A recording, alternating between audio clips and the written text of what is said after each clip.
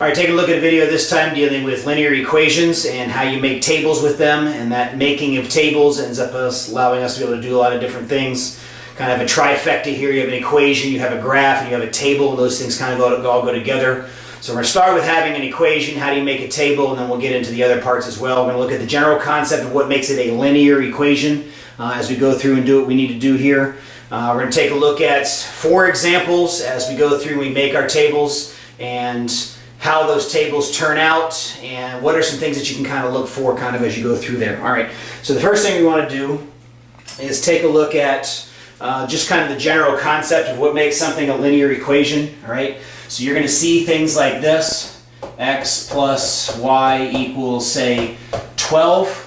Don't let this freak you out. Just because there's 2 variables here, that's what makes it an equation. Now here's the big key. Previous to now, you've probably learned how to solve equations. Whenever you learned how to solve equations, there was 1 variable. Now there's 2. Oh no, I couldn't solve with 1. What do you do if there's 2? 2 doesn't change a whole lot. All it simply means is there's a lot of different things that can go into this in order to make it true. So here's the most simple thing to be able to hang your hat on. All this means is I have some number plus some other number, and those 2 numbers together have to turn out to be 12. When you add them together, they have to turn out to be 12. All right? So if I had 10 plus 2, that turns out to be 12. So that's a possible combination. All right?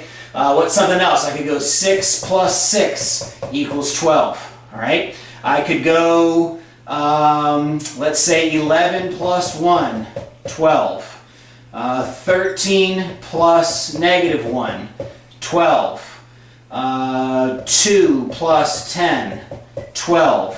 4 plus 8, 12. All these different pairs of numbers, 10 and 2, 6 and 6, 11 and 1, so on and so forth, are all pairs of numbers that make the equation true. All right? So what makes it linear? These things happen to follow a very particular pattern, and I'll point that out to you here in a little bit. But that pattern, when you make it into a graph, those points, or all those different combinations, go in a straight line, which is where the word linear equation comes from. All right, so now let's next talk about the general ideas. I could make this list forever, right? When you solved equations before, when there's only 1 variable, you had 1 answer, that answer went back in, that was the solution. There were no others. This is a totally different ballgame. Here, you can see this list of 6 things that I've made here. That list could literally go on forever. Now stick with me here a little bit. I could have 11.9 plus 0.1. That turns out to be 12. So I can get really fine and simple. I can do all kinds of stuff with this. But the big key here is that you need to understand is this is an infinite list of things that could go on here. So a table is a sample of some of the numbers that make a particular equation true. All right? Now I've got a list going here. I've put the x in the front and the y in the back, and I can go ahead and make a table out of what it is that I already have here. I plugged in x is 10, x is 6, x is 11, x is 13, x is 2, x is 4, x is 11.9. That's my x list on my table. The value that goes with it, together with the x, or added together with the x, has to turn out to be 12. We already know what those are. This could be 2, this could be 6, this could be 1, this could be negative 1. Yes, negative numbers, decimals, doesn't matter. 10, 8, and 0.1. All right, so this is 7 points, or 7 what we call ordered pairs, 7 things that can be plugged into in order to make this particular equation true. This is a table. A table might have 7 entries, it might have 1 entry, it might have a billion entries, it could have up to an infinite number of entries that are going there. The key is, and this is the big connection you need to make, if you learn nothing else of what I'm telling you here in this particular video, is this. All this equation is telling you is this number plus another number, random number number 1, together with random number number 2, has to turn out to be a particular value. All right? That's all that's going on here. So I can just literally go through my head and find hours worth of numbers that I could plug in here in order to make that happen. Obviously, I don't want to do that, but that's what needs to go on and what needs to take place. All right? The next thing is it's consistent. All right, the table's going to be consistent as it goes through and it does its work. All right, so I'm going to pick out a couple numbers here real quick and remake my table just a tad, just to show you something. This is 10, this is 2, this is 11 and 1. If 12 was in here, I put a 0 there. 13 then makes -1. Now here's what I mean by the consistency. There's a consistent ratio of what goes on with the numbers. Now this ratio could change from the 1-to-1 thing that I've got going on here, but this idea is this. If I'm consistently moving up, in this case I'm moving up by 1 over here, these are going to consistently do something in order to maintain that balance. So in this case I'm going down by 1 as we go through that. It's just something to keep in mind. When you make your tables, it's a way that you can be able to go through and try to be able to self-check down the road. All right, so the next thing we want to take a look at is an example. And we want to just go through and make a table, all right, and just show you real quick, real easy how this kind of process goes on. So x plus y equals 7, something very close to what we've already done, all right? X plus y equals 7. I can literally plug in any numbers I want. Any two numbers that come together to make 7 are answers to this particular equation, all right? Now, the trick is this. I don't need an infinite number of equations. I only need, an infinite number of pairs. I just need a couple, all right, in order to do what it is that I want. So I'm just going to do 5 just for the sake of going through and be able to do 5. Now, the key here is this. I can pick whatever I want for the first number. I mean, literally can pick any number in the entire universe for the first number. But once I pick that first number, the second number is set. It's the number that has to go with the first one in order to make that happen. So I'm going to pick some of my favorite numbers. So I'm going to pick 3 to plug in here. I'm going to plug in 6. I'm going to plug in 7. I'm going to plug in 23. And I'm going to plug in 0. All right? Any of those values, this is the x value. Once that's in, now that I've picked those x values, the number that goes with it, the number that's paired with it, the ordered pair, is now set. In order to make 7, if this is 3, this has to be 4. And there's your ordered pair, 3, 4. All right? Second possibility, 6. If I plug a 6 in there, this has to be a 1. See, making tables is not hard. If this is 7, that's already everything I need. That's going to be 0 there. If this is 23, I got to go down in order to get to 7. Let's see, I got to subtract what? 16, so that's going to be -16.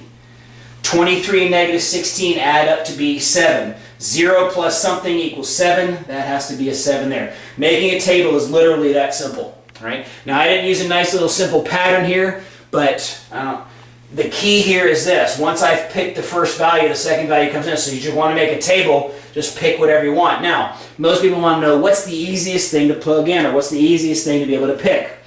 You're going to find out fairly significantly that this value and this value turn out to be usually some of the easiest ones that you find, because whenever you plug in 0 in math, it's a nice number to multiply with, it's a great number to add with, and it's a great number to subtract with. So picking things, a lot of times you pick zeros there. They have special names that you'll learn down the road. Okay? So that's your first example. Nice and simple, nothing complicated involved in that one. All right. Next idea here is just changing things up just a tad, just to show you something a little bit different. So let's say we have 2x. What did I have on this one? Okay. Minus y is equal to 4. So obviously things aren't always as easy as x plus y equals 7 or x plus y equals 12. You can do something more, but it doesn't change the concept of what's going on here. I need two numbers so that when I plug them in, this equation turns out to be true. All right. Now remember, I get to pick whatever I want. So I'm going to pick some easy things to plug in, and it doesn't have to be the x's. I can plug in y's if I want to. So I told you a second ago, plugging in zeros is easy. So I'm going to plug 0 in for x and see what y goes with it. I'm going to plug 0 in for y and see what x goes with it. If I plug 0 in for x, that makes this 2 times 0, which is 0, minus y, which is negative y. I'm going to write this off to the side so you can see it, is equal to 4. So y must be negative 4.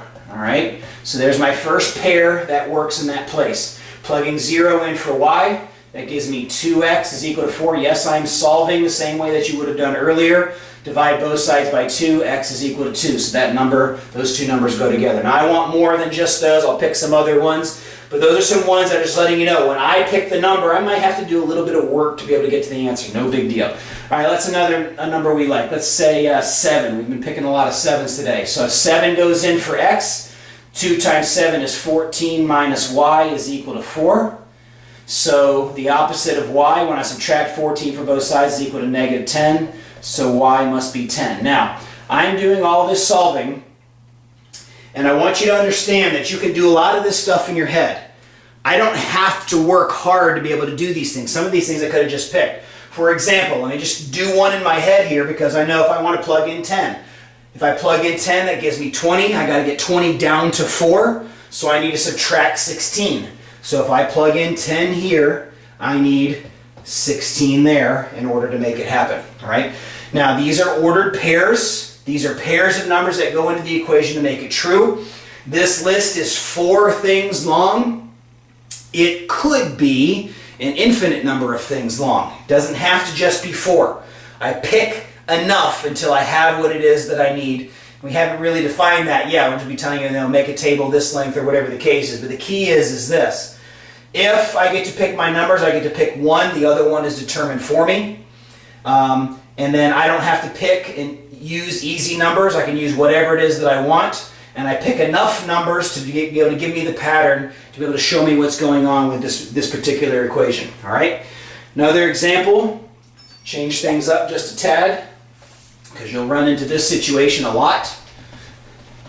The equation isn't always sitting in that same form. In fact, I like the form we're about to do now better. All right? So let's say we had y equals 3x plus 1.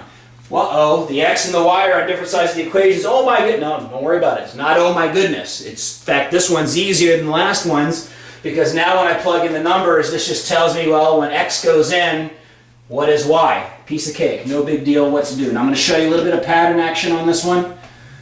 All right, so we're going to start with x is 0. I'm not going to plug in y is 0 this time. I'm going to go 1, 2, 3, 4. All right, now you're going to see the pattern that I'm talking about here a few minutes ago develop in what's happening here. All right, that means plug in x is 0. Plug in x is 0. 3 times 0 is 0, plus 1 is 1.